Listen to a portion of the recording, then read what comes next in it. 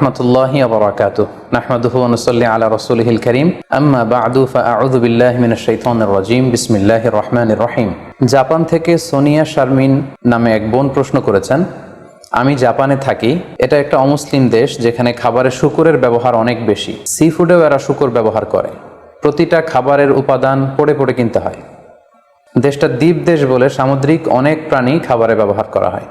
আপনাকে অনুরোধ করছি যাতে যদি আপনি আমাদেরকে জানাতেন যে সামুদ্রিক কোন কোন প্রাণী খাওয়া যাবে আর কোনটা খাওয়া যাবে না, বললে খুবই উপকার হতো। উদাহরণস্বরূপ শামুক, ঝিনুক, অক্টোপাস, স্কুইড, কাঁকড়া এগুলো এখানকার অনেক হালাল নুডলসেও দেয়া থাকে।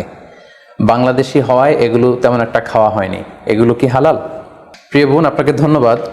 আপনি সি ফুড খাওয়া, সি ফুডের কিছু আইটেমের কথা উল্লেখ করেছেন। এগুলো খাওয়া হালাল কিনা এ ব্যাপারে আপনি জানতে চেয়েছেন।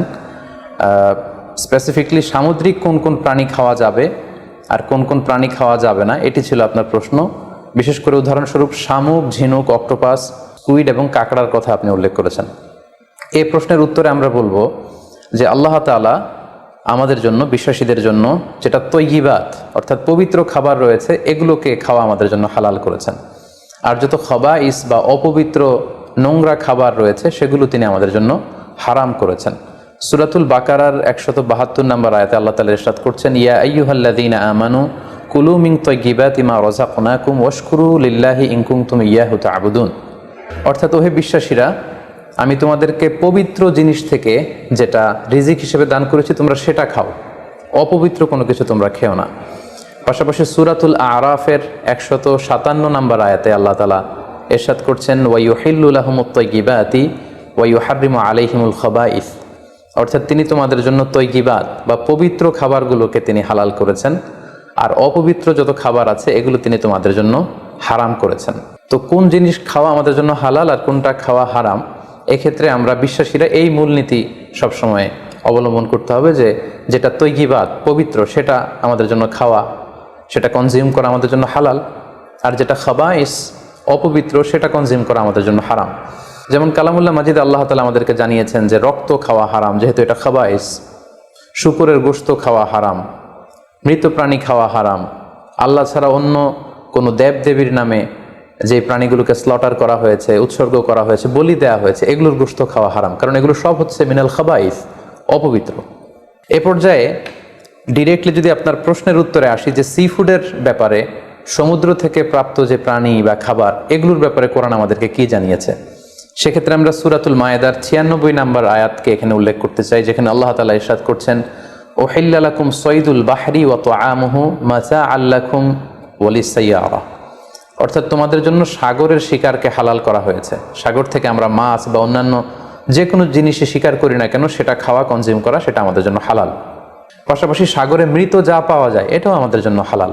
আল্লাহ বলছেন মাতাআল লাকুম ওয়া লিস-সাইয়ারা, এগুলো তোমাদের জন্য ভোগের সামগ্রী এবং নৌপথে যারা ভ্রমণ করবে তাদের জন্য ভোগের সামগ্রী। রাইসুল মুফাসসিরিন আব্দুল্লাহ ইবনে আব্বাস রাদিয়াল্লাহু তাআলা আনহু এই আয়াতের তাফসীরে সয়দুর বাহার বলতে তিনি বুঝিয়েছেন জীবিত। জীবিত তোমরা সাগর থেকে যেটাকে শিকার করো সেটা তোমাদের জন্য খাওয়া জায়েজ।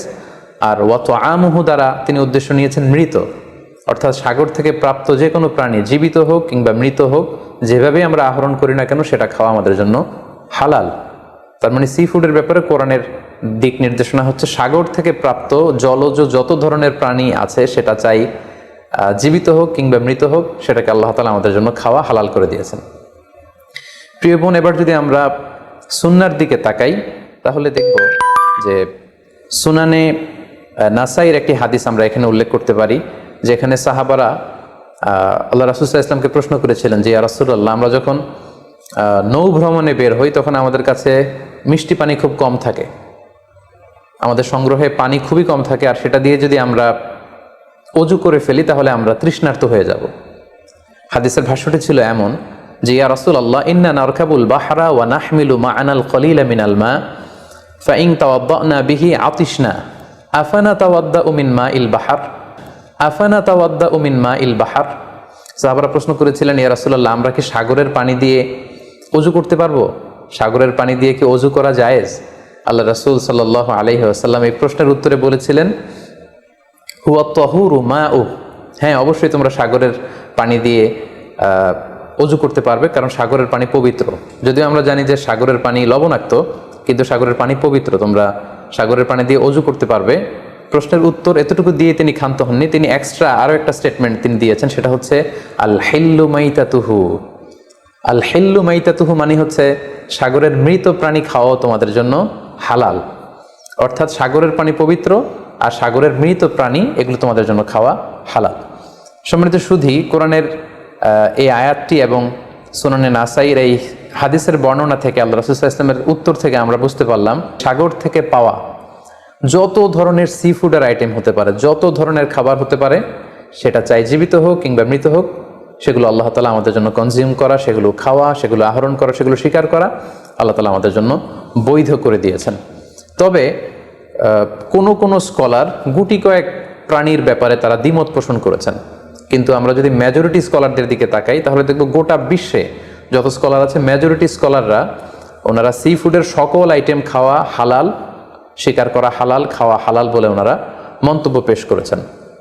যারা এ ব্যাপারে কিছু কিছু প্রাণীর ব্যাপারে ভিন্ন মত পোষণ করেন তাদের কয়েকটি মতামত আমি আপনাদের সামনে তুলে ধরছি। যেমন কোনো স্কলাররা বলেছেন যে সাগরের প্রাণী খাওয়া তখন জায়েজ হবে যদি সেটা সবসময় সাগরে বসবাস করে, অর্থাৎ সেটা জলজ প্রাণী হতে হবে, কিছু সময় জলে থাকে আবার কিছু সময় স্থলে থাকে, এ জাতীয় প্রাণী খাওয়া যাবে না। যেমন ব্যাঙের কথা ওনারা উল্লেখ করেছেন, আল্লাহ রাসূল সাল্লাল্লাহু আলাইহি ওয়াসাল্লাম ব্যাঙ হত্যা করতে নিষেধ করেছেন, আর যে প্রাণী হত্যা করা নিষেধ সেটা খাওয়াও নিষেধ, সো ব্যাঙ খাওয়া যাবে না। এক্ষেত্রে ওনারা কুমিরের কথা উল্লেখ করেছেন, কারণ কুমির পানিতেও থাকে আবার ডাঙ্গাতেও থাকে, আর কুমির হচ্ছে খুবই ফেরোসাস, খুবই হিংস্র প্রকৃতির প্রাণী, সো এটার গোশত খেলে ওইটার একটা অ্যাটিটিউড মানুষের মধ্যেও চলে আসতে পারে। এজন্য শুধু মালিকি মাযহাবে কুমির খাওয়াকে ওনারা অ্যালাউ করেছেন, বাকি সব স্কলাররা কুমির খেতে নিষেধ করেছেন। এক্ষেত্রে আমরা কচ্ছপের কথা উল্লেখ করতে পারি। কচ্ছপ শুধু পানিতেই থাকে না, কচ্ছপ পানিতেও থাকে আবার কচ্ছপ স্থলেও থাকে, সো এক্ষেত্রেও স্কলাররা কচ্ছপের ব্যাপারে দ্বিমত পোষণ করেছেন।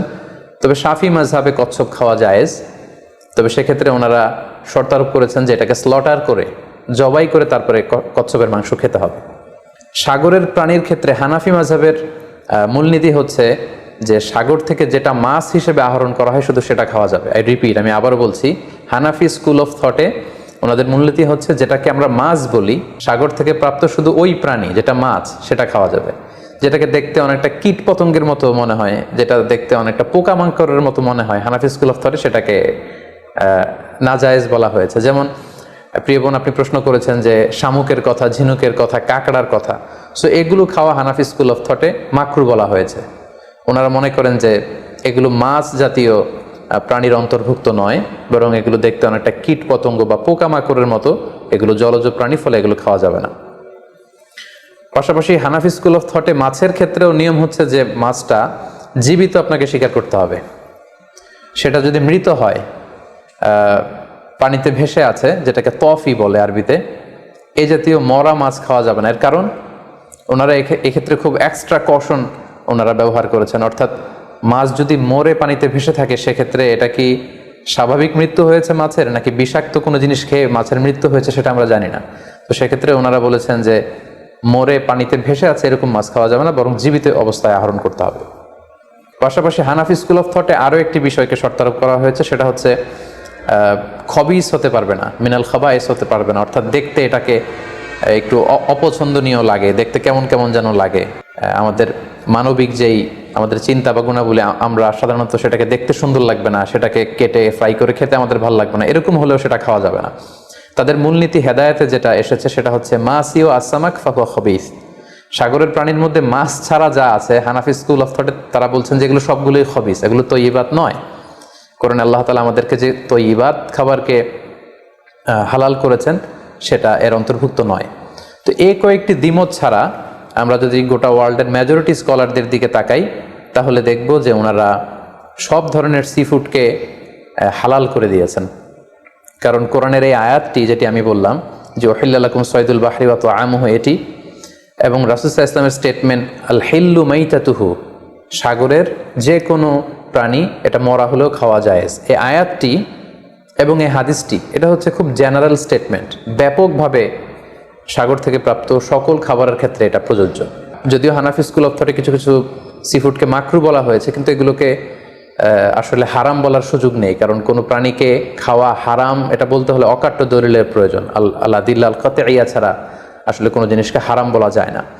তো এক্ষেত্রে এটা রুচির ব্যাপার। আমরা যদি গোটা বিশ্বে দেখি যে মেজরিটি মুসলিম কান্ট্রিতে কাঁকড়া খাওয়া হচ্ছে, অনেক স্কলারদেরকেও আমরা দেখেছি ওনারা কাঁকড়া খাচ্ছেন, ওনারা স্কুইড খাচ্ছেন, অক্টোপাস খাচ্ছেন। তো সেক্ষেত্রে আমাদের রুচিতে যদি ভালো লাগে তাহলে আমরা খেতে পারি, এটা রুচির সাথে সম্পৃক্ত। আপনার রুচিতে যদি না কুলায় আপনি খাবেন না। যেমন এই ক্ষেত্রে আমরা উদাহরণস্বরূপ দব, হাদিসে যেটা গুইসাপ জাতীয় একটা প্রাণীর কথা সহিহ বুখারীতে এসেছে, যেটা আমাদের বাংলাদেশে অনেক এলাকায় সান্ডা বলে থাকে। তো এই গুইসাপ জাতীয় প্রাণী খাওয়া কিন্তু হারাম নয়। আমরা সহিহ বুখারীর বর্ণনায় জেনেছি যে আল্লাহ রাসূল সাল্লাল্লাহু আলাইহি ওয়াসাল্লামের স্ত্রী মাইমুনা রাদিয়াল্লাহু তাআলা আনহার বাসায় আল্লাহ রাসূল সাল্লাল্লাহু আলাইহি ওয়াসাল্লাম সহ অনেক সাহাবারা খেতে বসেছিলেন। সেখানে একটা প্লেটে গুইসাপকে ফ্রাই করে দেওয়া হয়েছিল। তো রাসূল সাল্লাল্লাহু আলাইহি ওয়াসাল্লাম খেয়াল না করে সাধারণ গোশত মনে করে সেখানে তিনি হাত দিচ্ছিলেন। তখন অনেক সাহাবারা, মহিলা সাহাবারা বললেন, ইয়া রাসূলুল্লাহ, এটা তো দব, এটা তো গুইসাপ। এই কথা শুনে আল্লাহ রাসূল সাল্লাল্লাহু আলাইহি ওয়াসাল্লাম সেখান থেকে হাতটা সরিয়ে নিলেন। তো এই দৃশ্য দেখে খালিদ ইবনে ওয়ালিদ রাদিয়াল্লাহু তাআলা আনহু উনি জিজ্ঞেস করলেন, ইয়া রাসূলুল্লাহ, গুইসাপ খাওয়া কি হারাম? হারামুন আদ-দাব্বু ইয়া রাসূলুল্লাহ, আপনি যে হাত সরিয়ে নিলেন, গুইসাপ খাওয়া কি হারাম? আল্লাহ রাসূল সাল্লাল্লাহু আলাইহি ওয়াসাল্লাম বললেন যে না, গুইসাপ খাওয়া হারাম নয়, তবে আমি এটা খেয়ে অভ্যস্ত নই, আমাদের এলাকাতে এটা পাওয়া যায় না, এজন্য আমি এটা খাচ্ছি না। তাহলে বোঝা গেল এক্ষেত্রে এটা রুচির সাথে সম্পৃক্ত। সো গুইসাপ হালাল বলে যে গুইসাপ আমাদেরকে খেতে হবে, সান্ডা আমাদেরকে খেতে হবে, এমন কোনো কথা নেই। আপনার যদি রুচিতে কুলায় আপনি খাবেন, আর রুচিতে যদি আপনার না আসে তাহলে আপনি খাবেন না। অনুরূপভাবে যেহেতু সাগরের মাছ হিসেবে হাঙ্গর মাছ, তিমি মাছের ব্যাপারে অনেকে আমাদের কাছে জানতে চায়, আমরা বলবো যে হাঙ্গর মাছ খাওয়া, তিমি মাছ খাওয়াও হালাল যদি আপনার রুচিতে আসে। হালাল বলেই যে খেতে হবে এমনটা নয়। সেক্ষেত্রে আমরা সহিহ বুখারী এবং মুসলিমের একটা চমৎকার হাদিসের কথা এখানে উল্লেখ করতে পারি। সেখানে আমরা জেনেছি যে সাহাবাদের একটা দলকে আল্লাহ রাসূল সাল্লাল্লাহু আলাইহি ওয়াসাল্লাম একটা নৌ সফরে পাঠিয়েছিলেন। বেসিক্যালি কুরাইশদেরকে আটকানোর জন্য সাওয়াহিলি পথে সাগরের উপকূল দিয়ে ওনারা গিয়েছিলেন। সাথে খাবার ছিল না, খেজুর ছিল, খেজুর শেষ, গাছের পাতা পেরে পেরে ওনারা খেতেন। হঠাৎ প্রচণ্ড ক্ষুধার্ত অবস্থায় ৩০০ জন সাহাবীর একটা কাফেলা, তারা সাগরের পাড়ে যেয়ে দেখলেন সাগরের ঢেউয়ের ধাক্কায় বিশাল এক তিমি মাছের মতো একটা প্রাণী পড়ে আছে। ওনারা এই তিমি মাছ তখন খেতে আরম্ভ করলেন। তারা সেখানে প্রায় 1 মাস ছিলেন, সংখ্যায় ছিল ৩০০ জন সাহাবীর মতো। ওনারা এই তিমি মাছ খেয়ে এটাকে ফ্রাই করে, এটাকে সিদ্ধ করে করে টানা 1 মাস ওনারা খেলেন। এবং হাদিসে এসেছে যে আমরা এই তিমি মাছের গোশত খেয়ে, যদিও হাদিসের শব্দটা এসেছে আম্বার জাতীয় একটা মাছ, তো এটা এত বড়, এটা ব্লু ওয়েল টাইপের কোনো একটা মাছ হবে, নীল তিমি টাইপের কোনো একটা মাছ হতে পারে। কারণ হাদিসে এসেছে মাছের গোশত খেতে খেতে এটার কঙ্কাল বের হয়ে আসলো। তো একজন সাহাবা এটার পাঁজরের একটা কঙ্কালকে বালুর মধ্যে গেড়ে দাঁড় করালেন, কঙ্কালের একটা হাড্ডি। এই হাড্ডিটা এত বড় ছিল যে সাহাবারা ওই হাড্ডির নিচে দিয়ে ওট সহ, ওটার হাওদাত সহ যেতে পারছিলেন এবং ব্যাক করতে পারছিলেন। তাহলে সেই তিমি মাছের কঙ্কালের স্কেলিটনের পাঁজরের হাড্ডিটা কত বড় ছিল, সেখান থেকে আমরা বুঝতে পারি এটা তিমি টাইপের কোনো একটা মাছ হবে। সফর শেষ করে ওনারা যখন মদিনায় আসলেন তখন আল্লাহ রাসূল সাল্লাল্লাহু আলাইহি ওয়াসাল্লামকে ওনারা পুরো ঘটনার বৃত্তান্ত খুলে বললেন এবং জিজ্ঞেস করলেন, ইয়া রাসূলুল্লাহ, এই যে এত বড় তিমি মাছের মতো একটা মাছ যে আমরা খেয়েছি, আমরা তো জানি না এত বড় মাছ এটা খাওয়া শরীয়তে বৈধ কিনা। আল্লাহর হাবিব সাল্লাল্লাহু আলাইহি ওয়াসাল্লাম বললেন, এটা বৈধ, তিমি জাতীয় মাছ এগুলো খাওয়া বৈধ, এটা আল্লাহ তাআলা তোমাদের জন্য রিজিক হিসেবে রেখেছিলেন। সহিহ মুসলিমে যেই বর্ণনাটা এসেছে তিনি বললেন যে হুয়া রিজকুন আখরাজাহুল্লাহু লাকুম, এটা আল্লাহর পক্ষ থেকে তোমাদের জন্য নির্ধারিত একটা রিস্ক। এবং আল্লাহ রাসূল সাল্লাল্লাহু আলাইহি ওয়াসাল্লাম বললেন, ফাহাল মাআকুম মিন লাহমি, ওই মাছের গোশত তোমরা যে প্রিজার্ভ করেছিলে ওইখান থেকে কি তোমাদের কাছে কিছু আছে? সাহাবারা বললেন, জি, আমাদের কাছে সেই মাছের কিছু অংশ এখনো আছে। আল্লাহ রাসূল সাল্লাল্লাহু আলাইহি ওয়াসাল্লাম বললেন, তাহলে আমাকে কিছু দাও, ফাতুতঈমুন, আমাকে কিছু খাওয়াও। ক্বালা ফাআরসালনা ইলা রাসূলিল্লাহি সাল্লাল্লাহু আলাইহি ওয়াসাল্লাম মিনহু ফাআকালাহু, তারা তাদের বাড়ি থেকে সেই মাংসের কিছু অংশ এনে রাসূল সাল্লাল্লাহু আলাইহি ওয়াসাল্লামকে দিলেন, পাঠালেন, এবং সেই তিমি মাছের গোশত থেকে আল্লাহ রাসূল সাল্লাল্লাহু আলাইহি ওয়াসাল্লাম নিজে ভক্ষণ করলেন। সম্মানিত, শুধু এই লম্বা হাদিসটি থেকে আমরা জানতে পারলাম যে সাগরের এই হাঙ্গর মাছ, তিমি মাছ, যেগুলো অনেক বড় বড় মাছ, এগুলোও খাওয়া বৈধ, যেহেতু সাগরের সব প্রাণী খাওয়া আল্লাহ তাআলা আমাদের জন্য জায়েজ করেছেন। তাহলে আমরা এই সিদ্ধান্তে উপনীত হতে পারি যে সামুদ্রিক সব ধরনের প্রাণী খাওয়া বা সি ফুড খাওয়া জায়েজ, যদি এটা স্বাস্থ্যের জন্য ক্ষতিকর নয় বা এর মধ্যে বিষাক্ত কোনো জিনিস নেই, এটা যদি প্রমাণিত হয়, অর্থাৎ বিষাক্ত নয় এবং ক্ষতিকর বলে প্রমাণিত নয়, এটা যদি আমরা নিশ্চিত হতে পারি, তাহলে আপনার রুচিতে কুলালে আপনি যে কোনো ধরনের সি ফুড খেতে পারেন। তবে যেগুলো ক্ষতিকর, যেমন আমরা জেলি ফিশের কথা জানি, স্টোন ফিশ, আমাদের বাংলাদেশে পিরানহা নামে এক মাছের কথা আমরা শুনেছি, যেটা খেলে মানুষের মৃত্যুর সম্ভাবনা আছে, এগুলো বিক্রি করা, এগুলো খাওয়া, কনজিউম করা, এগুলো সবগুলো হারাম। কারণ ক্ষতিকর কোনো জিনিস কোনো মুসলমান কনজিউম করতে পারে না। কারণ আল্লাহ তাআলা সূরাতুল বাকারার 195 নম্বর আয়াতে আমাদেরকে বলেছেন, ওয়ালা তুলকু বিআইদিকুম ইলা তাহলুকা, তোমরা নিজেরা নিজ হাতে নিজেদেরকে ধ্বংসের দিকে ঠেলে দিও না, যেটা তোমার ক্ষতি হতে পারে সে কাজ তুমি করতে পারো না।